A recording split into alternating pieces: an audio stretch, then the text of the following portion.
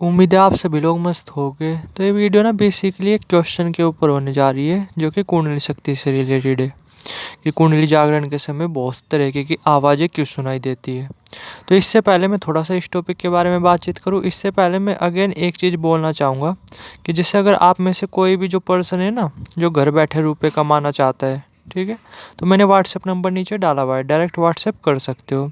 थोड़ा सा इन्वेस्टमेंट से रिलेटेड काम है और आपको जो है ना कि कुछ नहीं करना। जैसे मैं जो है ना कि एक ग्रुप बनाऊंगा, ठीक है, तो आपको जो है ना कि जस्ट उसमें मैं बताता रहूँगा कि आपको क्या करना है, किस तरीके से करना है। और मैं थोड़ा सा आपके वो भी बता रहा, प्रोबेबिलिटी भी बता रहा कि आपके जो है ना कि प्रॉफिट होने के चांसेस 70 से 80% है और लॉस होने के चांसेस सिर्फ 10 से 20% है। अगर आपने सही तरीके से चीज़ें फॉलो की तो आपको प्रॉफिट होगा ही होगा। चाहे दिन के ना 100 रुपये का ही प्रॉफिट हो, 200 रुपये का ही प्रॉफिट हो, 300 रुपये का ही प्रॉफिट हो, बट आपको जो है ना कि प्रॉफिट होगा ही होगा। ठीक है, क्योंकि ये चीज़ें ना आप पे आनी चाहिए। रुपये से रुपया कमाना ना आप पे आना चाहिए, वरना आप हमेशा दूसरों के ऊपर ही डिपेंड रहोगे। ठीक है, तो आप ट्राई कर करके देख सकते हो। मैं खुद यहाँ से काफ़ी बढ़िया अर्निंग कर रहा।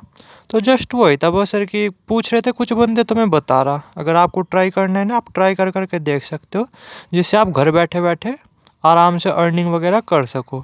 ठीक है, और अल्टीमेटली देखा जाए ना, जैसे आप इन्वेस्ट करने से डरते हो, तो थोड़ा सा समझो कि बिना रुपए लगाए आज के टाइम में रुपए कमाना बहुत मुश्किल है। आप एक काम बता दो मुझे, सपोज करो मैं जॉब का ही उदाहरण देता हूँ। बहुत सारे बंदे ये बोलते हैं कि जैसे हम कंपनी में करते हैं काम, वहाँ पे तो हमें कुछ रुपए नहीं देने पड़ते। तो थोड़ा सा आप सोच करके देखो कि वो जो जॉब आपको मिली, वो पढ़ाई कर करके मिली होगी, उस पढ़ाई में आपका कितना रुपया लगा होगा, थोड़ा सा सोच करके देखो। यहाँ तक कि आप जो वो जॉब करते होगे, तो उस जॉब के लिए जब जिस ऑफिस में आप जाते होगे, वहाँ पे जाने के लिए जो बस होगी, टैक्सी वगैरह लेते होगे आप, वहाँ पे भी रुपए देते होगे, तभी जा करके वहाँ पे पहुँचते होगे अपने ऑफिस वगैरह में। तो थोड़ा सा समझो, रुपए से ही रुपए कमाए जाते हैं आज के टाइम में। बिना रुपए लगाए रुपए कमाना आज के टाइम में मुश्किल है। उसके लिए ये तो बहुत पावरफुल स्किल चाहिए, जो कि उम्मीद है हर किसी बंदे के पास नहीं होती। तो अगर आपको ट्राई करना है ना, ट्राई कर करके देख सकते हो। आपको कुछ नहीं करना, मैं चीज़ें आपको सिखा भी दूंगा, बट उससे पहले जो है ना कि मैं आपको बताता रहूँगा कि किस किस तरीके से आपको चीज़ें फॉलो करनी है, कि अब आपको क्या एक्शन लेना है। ठीक है, प्रॉफिट होने के चांसेस आपके काफ़ी आई है। दिन में कुछ ना कुछ आपके हाथ में रुपए पड़ते ही रहेंगे, तो आप ट्राई कर करके देख सकते हो। तो अब जो है ना कि थोड़ा सा इसके बारे में बातचीत करते हैं कि जो कुंडली शक्ति जागरण के समय बहुत तरीके की आवाज़ें क्यों सुनाई देती है। तो देखो क्या होता है कि जैसे जब कुंडली जागरण होने वाली होती है ना हमारी, तो हमारी जो अवेयरनेस है ना, वो इतने पीक लेवल की बढ़ चुकी होती है उस मोमेंट पे, आप सोच भी नहीं सकते। दिमाग जो है ना, क्या जैसे जब भी हम कुछ नया काम करते हैं ना, तो उस मोमेंट पे क्या होता है, दिमाग हमारा पूरी तरीके से अवेयर होता है, क्योंकि वो काम हमने आज से पहले किया नहीं होता। सपोज करो आप ही हो कहीं पे घूमने गए हुए हैं, ठीक है, अगर आप फर्स्ट बार जाओगे ना वहाँ पे, तो आप वहाँ पे जा करके सभी चीज़ें अच्छी तरीके से कैप्चर करोगे। जैसे सपोज करो आपने अपनी लाइफ में ताजमहल नहीं देखा, तो आप ताजमहल देखने जाओगे ना, तो वहाँ जा कर के आप चीज़ों को बहुत अच्छी तरीके से ऑब्जर्व करोगे। आपका जो दिमाग है ना, उस टाइम टोटली अवेयर होगा।